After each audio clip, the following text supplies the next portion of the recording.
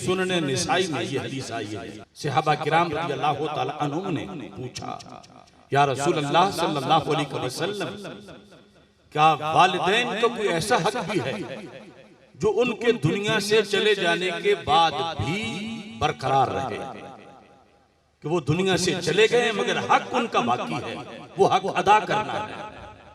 हम में से कोई भी ऐसा नहीं कि जिसके वालिदैन ना हो, बाज के चले गए दुनिया से, बाज के मौजूद हैं, सबके लिए ये निसाब है। तो नबी अकरम नूरे मुजस्सम शफी मुअज़्ज़म सल्लल्लाहु अलैहि वसल्लम ने फरमाया, 5 किस्म के हुकूक हैं। वालिदैन फौत हो जाए फिर भी वो हुकूक बाकी रहते हैं। खा वालिदा फौत हो गई या वालिद, उनके जाने के बाद उनके 5 किस्म के हुकूक औलाद पे बरकरार रहते हैं। पहला हक उनमें से क्या है? रसूल पाक सल्लल्लाहु अलैहि वसल्लम इरशाद फरमाते हैं, अस्सलातु अलैहिमा, उनकी वफात के बाद पहला हक औलाद पे ये है कि अपने वालिदैन की नमाज़े जनाजा में शिरकत करे।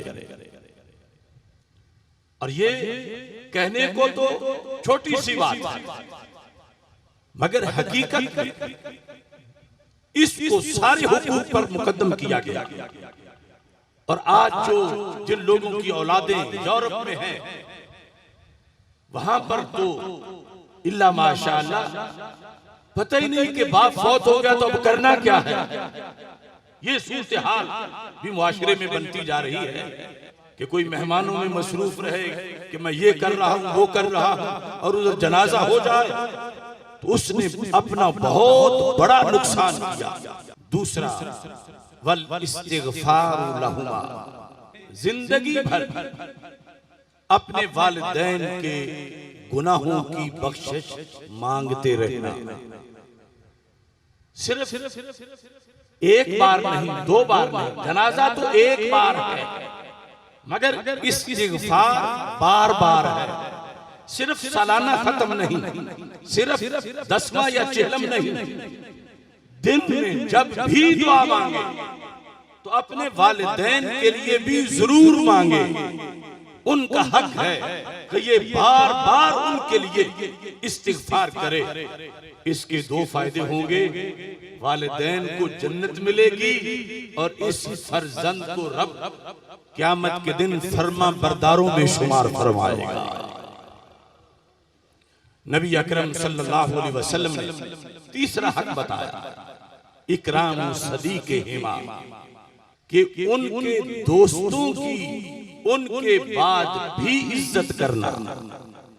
इकराम सदीक़िहिमा, बाप के दोस्त, अम्मी की सहेलियां, उनका अदब एहतराम ये शरीयत ने तुझ पे लाजिम किया है, और ये हक तुम्हारे वालिदैन का है।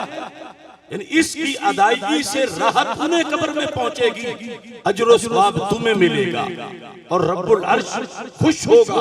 माहे मदीना सल्लल्लाहु अलैहि वसल्लम खुश होंगे कि मेरे हुक्म पर ये अपने वालिदैन के दोस्तों का अदब कर रहा है, एहतराम कर रहा है। चौथे नंबर पर इन्फाज़ अहदिहिमा, जो किसी से वादा कर गए कोई चीज देने का, कोई प्लाट, पैसे, कोई रिश्ता का वादा, कोई किसी तरह का वादा, फरमाया ये शरीयत ने तुम पे लाजिम किया है कि तुमने अपने वालिदैन का वादा वफा करना है। तुमने ये नहीं कहना कि मैं तो जिम्मेदार नहीं, ये तो मेरे अब्बा जी ने कहा था, वो होते तो वो देते, मैं नहीं दूंगा, या ये तो अम्मी जी ने कहा था, अब मैं नहीं ऐसा कर सकता।